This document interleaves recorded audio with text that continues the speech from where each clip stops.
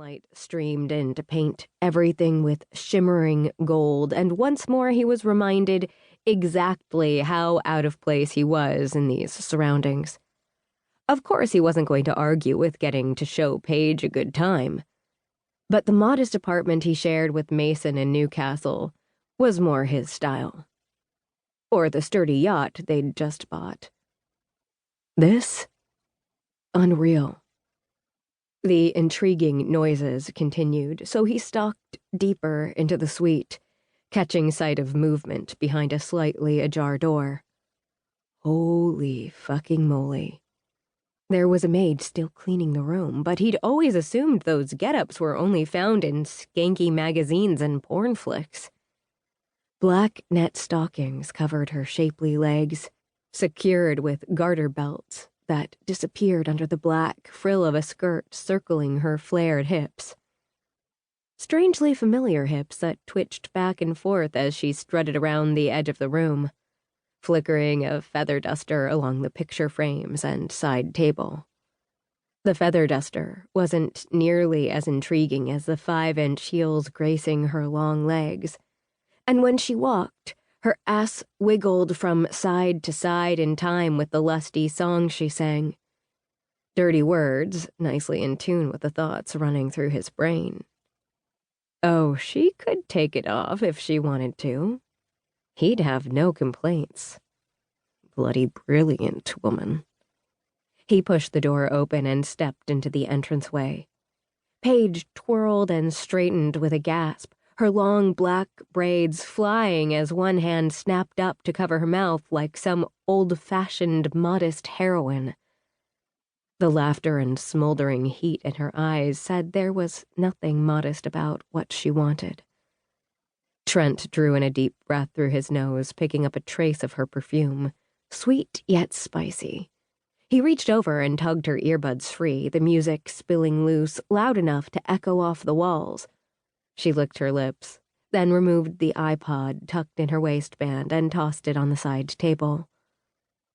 When she took a deep breath, his cock, filled to the point of pain, crowded tight against the front of his boardies. He'd gotten aroused when he'd spotted the fishnets, any man would. But knowing who was flirting with him, hell, she could arouse him in a freezing rainstorm with only one of her smiles. And Paige wasn't just smiling.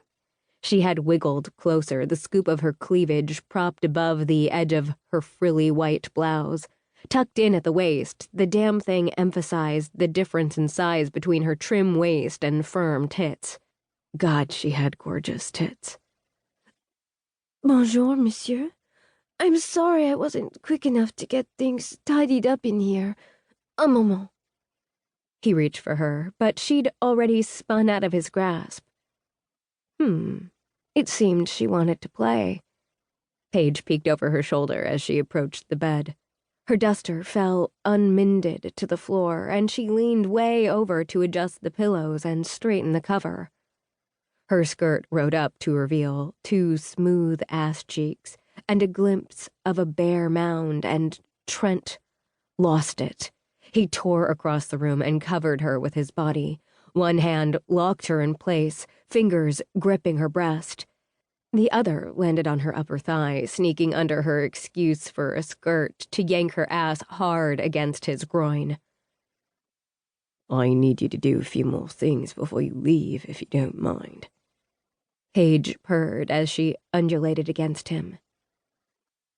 That's exactly what I hoped you'd say.